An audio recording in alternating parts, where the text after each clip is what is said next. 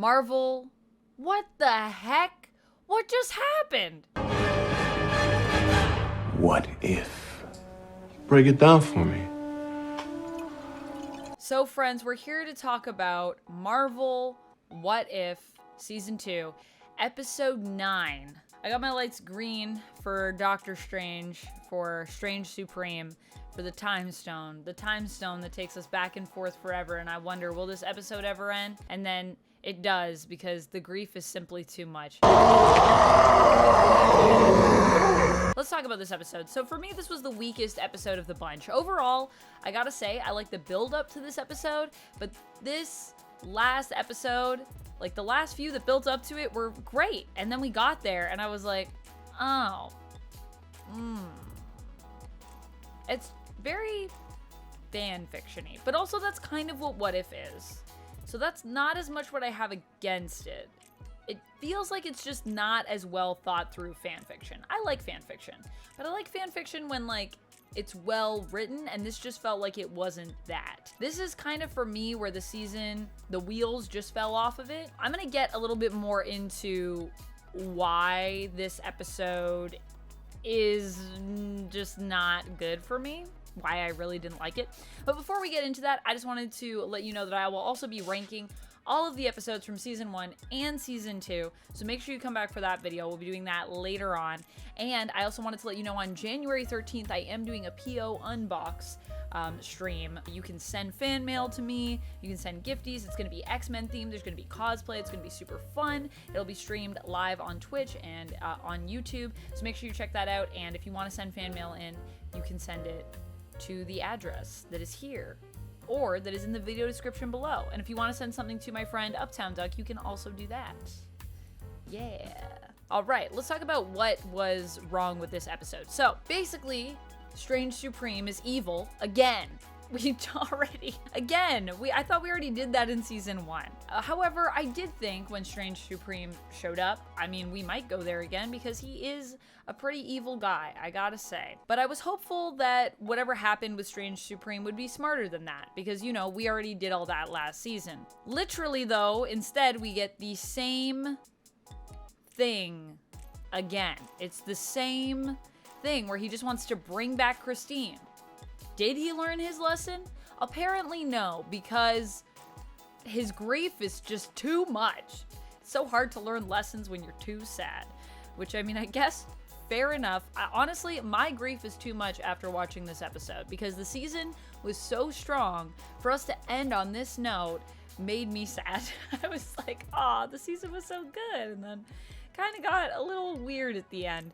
So here are my other issues with it. So not only are we kind of doing the same thing again, a little different, but it's basically the same thing in terms of the character development, but this is an episode that also feels like it breaks some established canon, which, you know, I know this is Marvel, and continuity has always been a journey, I would say, for Marvel. Although Marvel has at least had the same continuity for years in the comics, there's a lot of times where they just would write things before they even had someone keeping track of stuff and just completely forget about it like the next issue. So yeah, continuity, what is that? It's a challenge, I understand. But this breaks some established canon that we have on film in recent years, and I would think that Marvel would be a bit better, and especially when you think, you know, usually in projects like this, you have someone keeping an eye on continuity. So some of the things are using all of the stones. Obviously, I have an issue with that just based on the comics, but that's not established in the MCU. In the comics, you can't use Infinity Stones or Infinity Gems outside of the reality that we're from. But of course, we already established that in Season 1, and we already broke that rule in the MCU, so you know what? That's fine. It's like a small thing that bothers me, but I acknowledge that it's kind of silly that it bothers me. But we did also establish in the MCU, that you cannot just touch Infinity Stones. You can't just touch them. Something bad will happen to you. And I would say, you know, well, you know, Peggy as Captain Carter is a super soldier. However, we did establish that for someone like Hulk to use the Infinity Stones, that was hard, that was challenging, and it cost him an arm, basically. His arm got all fried, and Hulk is like the strongest there is. And Peggy grabs all of the Infinity Stones in her hand, not even in a gauntlet, and just punches Strange. And one, I would also like to say, Strange is surprisingly okay after. So he also, I feel like, should have been more messed up. And two, I don't even think that should be possible based on the established canon. Yeah, I mean, not even the Hulk would possibly be capable of this based on established canon. He burned his entire arm. Now, granted, he did have to bring, like, everyone back on Earth and in the universe. So it could just be because of the way that he was using them. I don't know. But someone, if you have an idea about how that makes sense, please let me know. I would love to hear your thoughts, because I am trying to make it make sense in my head, and I have to make a lot of excuses to really make that logic for me. And I know it's a superhero story, so I know logic, what are we talking about? Fascinating.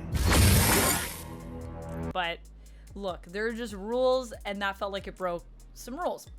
The other thing is that the fight at the end feels super thrown together for me. So obviously, I love seeing all of these characters from alternate worlds. I thought that was super fun. I did think Killmonger got super snubbed by getting teleported out of his Infinity Stone, Infinity Gem armor. I felt like that was, I was disappointed. I don't know if you were disappointed, but I was disappointed with that. I'm sure a lot of us were. But I do feel like the fights just felt like it was so many things to so many things, ping-ponging all over the place. So at first, Kahori's like, okay, like, this is even, we're far into the fight. So already things are happening, and I'm like, wait, what? But then we got to a part where Kahori was like, okay, no, it's fine. Like, I'll just take control of the portals and reverse them, and then I can send people back to their universe. And I was like, wait a second. So wait, so Kahori can, like, travel through multiverse. She can travel through the multiverse? Okay. She can, I guess, control Strange Supreme's portals to, to send people back to their universes, which seems like a lot. And maybe because he made the portals, but then later I was like, okay, maybe it's because he made the portals, so she's using them, but she can't necessarily just create a multiversal portal, like, out of nowhere, maybe. And then after that, she's like, oh, I'll reverse the portals. And then we have the time stone thing where, like, Peggy's like, I'm gonna use the time stone, and then Strange is like, no, I got a time stone. And then it's this time stone back and forth, and these poor people falling back and forth. I thought, gosh, so many of them must have been sick during that. And then Kahori just says, no, I'm just gonna make portals underneath, and they can just fall through those. Ha. First of all, why didn't you do that to begin with, Kahori, if you could just do that? And second of all, so you can just do that? What? So I guess she can travel through the multiverse now and make portals. And then the forge just happens to be breaking after I guess they did beat it up, but they hadn't beat it up for a while, and then it randomly just starts to break. So I guess the breakage was just delayed. It felt really delayed in the fight. And then I'm just like, okay, so now all of a sudden that's starting to break. And then the weird part, the end of the fight, is Strange Supreme basically just being like, yeah, I'm just gonna die even though you want to save me. I'll sacrifice myself because, you know, I'm just so sad.